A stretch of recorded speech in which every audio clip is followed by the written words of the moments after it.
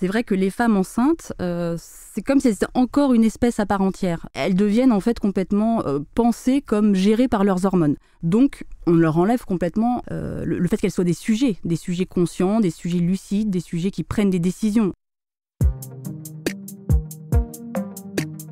Effraction, le podcast, vous fait découvrir 5 romans du festival Effraction qui explorent les liens entre littérature et réel. La 4e édition se tient à la Bibliothèque publique d'information du 8 au 12 mars 2023. Dans cet épisode, Bernadette, bibliothécaire à la BPI, reçoit Charlotte de Best, sociologue, pour évoquer les thématiques abordées dans Boulder de Eva Balthazar. Bernadette. Boulder, la narratrice éponyme du roman d'Eva Balthazar, est cuisinière sur un cargo lorsqu'elle tombe amoureuse de Samsa, farouchement attachée à son indépendance et à sa solitude. Elle décide néanmoins de poursuivre leur histoire et s'installe avec elle en Islande. Leur amour est intense et sensuel, mais lorsque Samsa lui impose l'arrivée d'un enfant, leur couple se fissure. Tandis que le désir emporte la narratrice vers d'autres rives amoureuses, elle réussit pourtant à nouer un lien singulier avec l'enfant biologique de Samsa. Dans une langue inventive et fiévreuse, Eva Balthazar déroule dans Boulder une histoire d'amour vibrante entre deux femmes. Elle explore le rapport au corps et à la sensualité, y compris quand l'harmonie amoureuse se rompt. Avec humour et lucidité, et dans une grande liberté de ton, elle écrit la diversité des rapports à la maternité qu'incarnent les deux femmes, entre fusion et distance revendiquée. Une somptueuse exploration du désir, du couple et de l'amour, illuminée par des images inventives et fulgurantes.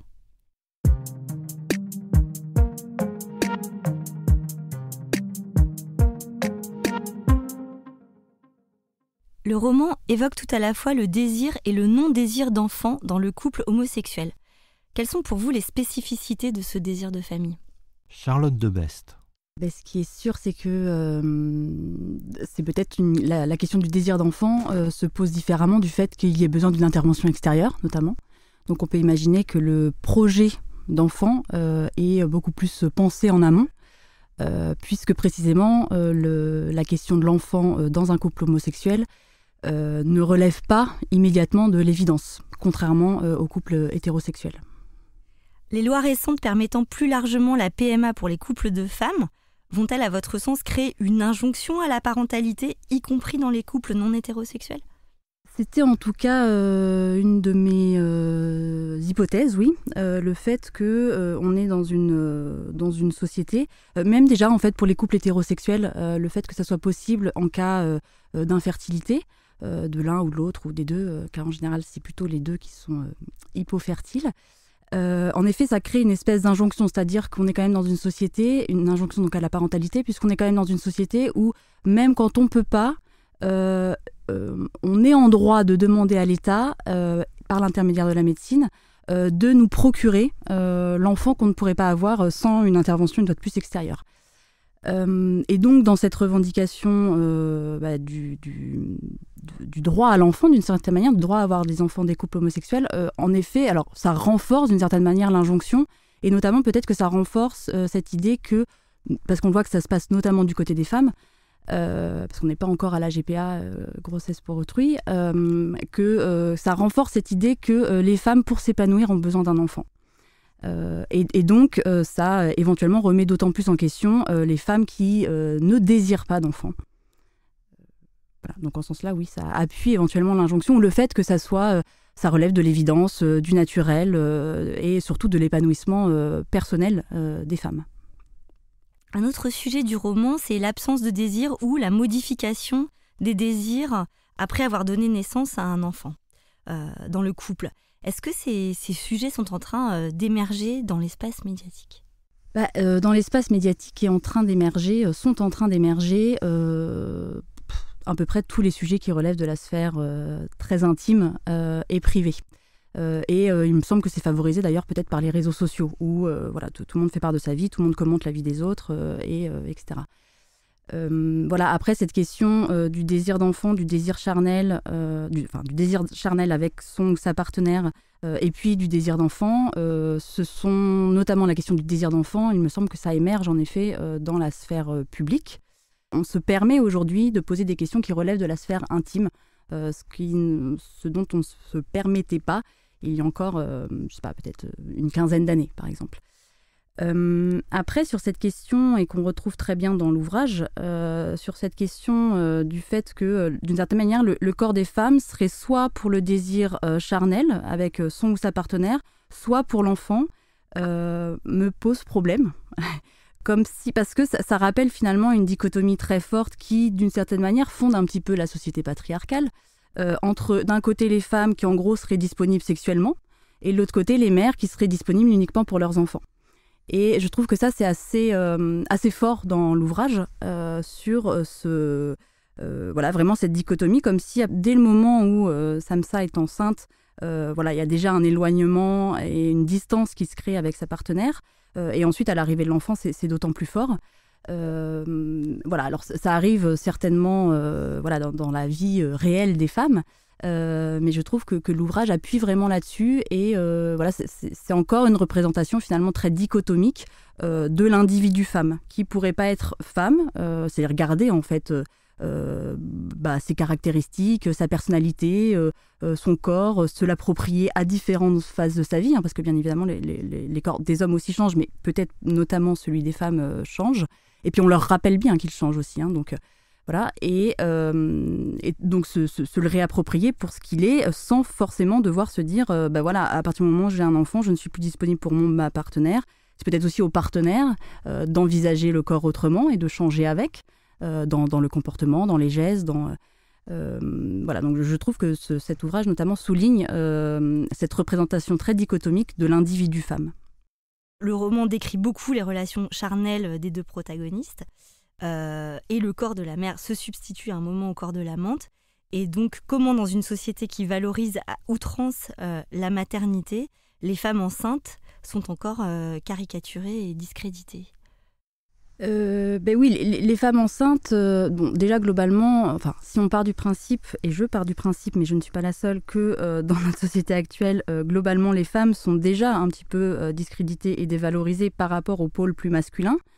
C'est vrai que les femmes enceintes, c'est comme si c'était encore une espèce à part entière, au niveau du travail, par exemple, au niveau des relations sociales, amicales, au niveau des relations sexuelles, au niveau des rapports de séduction, au niveau de même leur mental. Je veux dire, à la fois on peut tout leur passer, elles ont une envie de fraise, elles ont une envie de je sais pas quoi, c'est les hormones. Elles deviennent en fait complètement pensées comme gérées par leurs hormones. Donc on leur enlève complètement le fait qu'elles soient des sujets conscients, des sujets lucides, des sujets qui prennent des décisions et pas que des décisions complètement irrationnelles parce que les hormones créeraient je sais pas quoi. Donc du coup, en effet, à la fois il y a une valorisation et une survalorisation de la maternité, ou en tout cas de l'injonction à la maternité. Et à la fois, en effet, une femme enceinte, elle redevient elle est un peu prise en charge. Mais d'ailleurs, on le voit par le corps médical, par éventuellement l'entourage, si elle est bien entourée, par une fois de plus les relations de travail, etc. Elle redevient un peu comme un enfant, d'une certaine manière, qu'il faudrait protéger, et qui aurait des pensées comme ça plutôt irrationnelles ou des coups de folie. Donc en ce sens-là, oui, bien évidemment, ça discrédite, ça discrédite les femmes en fait, parce que je dirais une femme enceinte, c'est une femme, c'est un individu femme, ou même juste c'est une personne, c'est un humain, qui en l'occurrence porte un enfant. Et en plus derrière, ce qui est étonnant, c'est qu'on leur demande une responsabilité énorme une fois qu'elles sont mères. Donc à la fois on les infantilise presque avec bienveillance, on va dire, avec relativement bienveillance durant tout le processus de la grossesse. Et ensuite, par contre, on les responsabilise d'un seul coup, où c'est quand même globalement à elles de prendre en charge, même si les hommes, bien sûr, participent. Mais c'est à elles de prendre en charge cet enfant. Donc je trouve que ce que ça montre, cette question de la maternité, que ce soit dans l'ouvrage ou même plus globalement dans la société, c'est à quel point il y a toujours des injonctions contradictoires en fait qui pèsent sur les femmes et qu'on retrouve par exemple dans le désir sexuel, le désir d'enfant, être infantilisé, être méga responsable, etc. Donc une fois de plus, c'est toujours le même individu. Donc forcément, ce sont des injonctions contradictoires qui pèsent sur le même être humain qui en l'occurrence a été assigné femme à la naissance et qui a porté un enfant. Dans le roman, Boulder représente le désir d'enfant de l'autre personnage, de Samsa, comme quelque chose qui lui est imposé. Est-ce que ça reproduit un stéréotype patriarcal de l'enfant qui est imposé à l'homme ? Alors, en tout cas, ça reproduit cette idée que ce serait notamment du côté des femmes et du pôle féminin qu'il y aurait ce désir d'enfant très fort qui aurait absolument besoin d'être assouvi pour l'épanouissement des femmes. Et de l'autre côté, peut-être que si jamais on imaginait le personnage de Boulder comme plutôt du côté masculin, pour tout un tas de raisons, notamment ses caractéristiques autour de l'indépendance, de l'alcool, des fêtes, etc. Du coup, comme une personne qui en fait ne prend pas complètement à part entière un projet d'enfant, alors même que cette personne est censée être dans le projet d'enfant. Ce qu'on voit assez, en tout cas moi, à partir de mes travaux de thèse, donc sur les personnes volontairement sans enfants, ce qu'on voit dans le sens où très souvent l'entourage, par exemple, s'il y a un couple hétérosexuel qui ne veut pas d'enfants, va supposer que ce sont les femmes qui ne veulent pas d'enfants et pas les hommes, comme si les hommes n'étaient pas complètement considérés dans ce projet de parentalité. Ce qu'on va voir aussi dans la prise de contraceptifs, bien évidemment, ce qu'on va voir lors des éventuels rendez-vous pour une IVG, lors de l'accouchement, ensuite à la maternité. Peut-être que les hommes, parfois, ne s'impliquent pas complètement dans le projet, mais aussi rien n'est fait pour qu'ils s'y impliquent complètement. Ce qui peut parfois donner cette impression d'une imposition où finalement on leur a pas demandé leur avis. Après, bien évidemment, tout le monde est en capacité, normalement, de donner son avis et de dire clairement les choses si on ne veut pas d'enfants.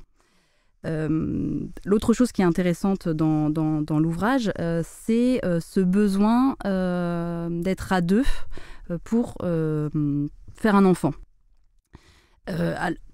Voilà, donc ce qui montre d'ailleurs aussi pourquoi peut-être c'est relativement bien accepté, même si je sais qu'il y a eu tout un tas de mouvements sociaux contre la possibilité pour les femmes d'avoir un enfant ensemble. Mais il y a vraiment cette idée que, en tout cas, de plus en plus, l'enfance est un projet de couple. Et c'est extrêmement difficile de penser l'enfant comme un projet individuel. Et là, étonnamment, on le renvoie à quelque chose de très égoïste, alors qu'un projet de couple, on renvoie à quelque chose un peu d'évident, de presque altruiste. Enfin, en tout cas, c'est beau de faire un enfant à deux. Mais de faire un enfant tout seul ou toute seule, ça passe du côté de l'égoïsme. Et c'est assez étonnant. Et peut-être là, pour le coup, ça en dit long sur l'injonction à la conjugalité aussi, dont découle bien évidemment l'injonction à la parentalité derrière. Qui est aussi soulignée par l'ouvrage, parce que d'une certaine manière, Samsa, donc celle qui veut absolument un enfant, elle le fait toute seule, puisque c'est un couple de femmes.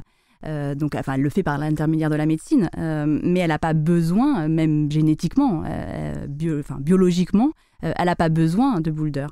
Mais c'est quand même pensé comme un projet à deux, alors même que c'est ça aussi qui, pour le coup, va les diviser ou va mettre de la distance entre elles. Mais voilà, donc c'est aussi cette interrogation, je trouve, que souligne l'ouvrage autour de la question du couple et du projet d'enfant qui se pense nécessairement au sein d'un couple.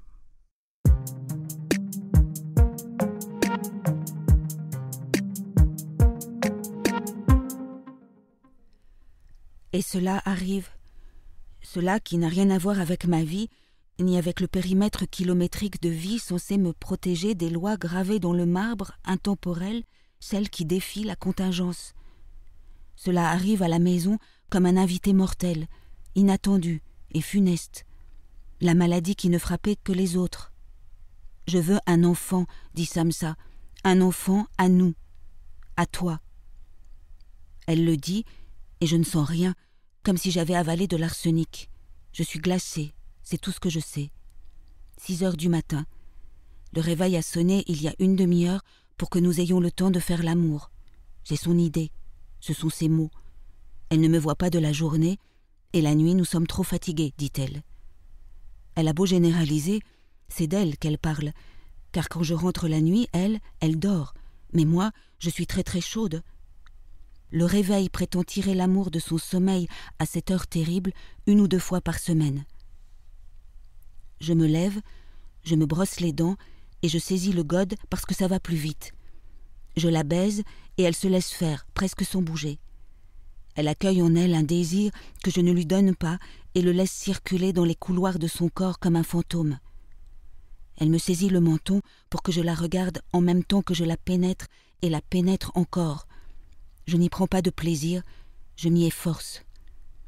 Elle me donne un baiser, comme si le baiser pouvait couvrir le silence qui sépare deux esprits quand des corps trop distants se livrent l'un à l'autre. Elle m'embrasse et elle m'appelle boule d'air. Quand elle jouit, elle m'appelle comme si elle se brisait, comme si elle appelait une pierre. Dire non, c'est la quitter. Je demande du temps. Je frôle la quarantaine, je n'en ai plus beaucoup, répond-elle. Paramètre de merde. Une semaine, je ne demande qu'une misérable semaine. C'est comme si le fait de ne pas avoir accepté tout de suite avait mis en évidence la nature tragique de notre lien, de ce qui resserre et qu'on nomme le couple. J'invente des arguments et les mets sur la table. Une belle dérobade. Nous n'avons pas le temps de nous occuper d'un enfant. Ce serait une grossesse à risque. Nous serions des mères attardées. Quand l'enfant irait au lycée, on nous prendrait pour ses grands-mères. Il n'y a pas de place dans l'appartement. Avoir un enfant, c'est prendre une assurance souffrance. À vie. Des arguments idiots qui ne sont pas à la hauteur du désir contre lequel ils lancent leurs flèches. Cet épisode a été préparé par Bernadette Vincent. Merci aux éditions Verdier. Lecture par Caroline Girard. Réalisation Michel Bourzex et Gilles Dégis. Musique Thomas Boulard. Ce podcast a été produit par Balise, le magazine de la Bibliothèque publique d'information. Vous pouvez écouter tous les épisodes sur balise.bpi.fr et sur les plateformes de podcast habituelles.